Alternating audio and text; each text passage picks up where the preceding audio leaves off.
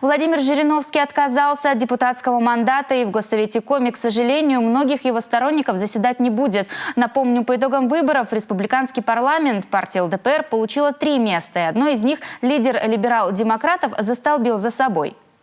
Владимир Вольфович Жириновский уведомил избирательную комиссию Республики Коми об отказе от депутатского мандата. Мы сейчас будем передавать депутатский мандат, от которого он отказался, в следующую по рейтингу группу. Это группа, соответствующая одномандатному Печорскому избирательному округу. Вот мы обязаны предложить депутатский мандат первому из территориальной группы по этому округу и опять же получить какое-то волеизъявление. Либо принятие мандата, либо отказ от принятия мандата.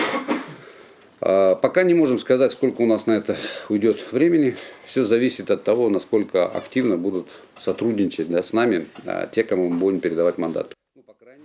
Остается неясной судьба единственного депутатского мандата партии «Родина». Максим Шугалей, который значился первым номером в списке, сейчас находится в плену у ливийских боевиков. И, очевидно, депутатом Госсовета Республики не станет, по крайней мере, в ближайшее время.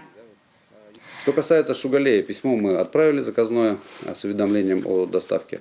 Ну и будем ждать, какой ответ к нам придет. То есть пока депутатский мандат сохраняется за ним, оснований для передачи следующему по списку у нас нет. То есть нам в любом случае необходимо получить волеизъявление конкретного кандидата на прием мандата, либо отказ от этого мандата.